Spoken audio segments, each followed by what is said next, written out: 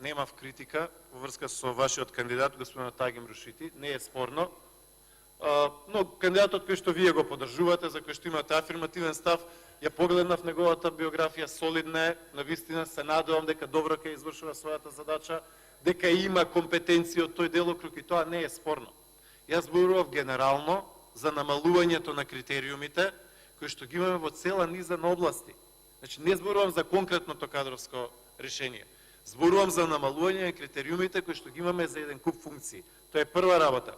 И втора работа, господине Исмаили, мене она што ми пречи на оваа седница е што во првите 10 точки 80-90% се кадровски прашања. А тука премиерот поради изборен страф од пораз ни вели дека ќе ги одложува изборите. На договорени 5 пати избори, на даден збор 5 пати пружена рака, нас за ФДНС ни вика ќе ги одложуваме изборите. Нема да го спаси тоа од пораз. Панчо Минов, повелете.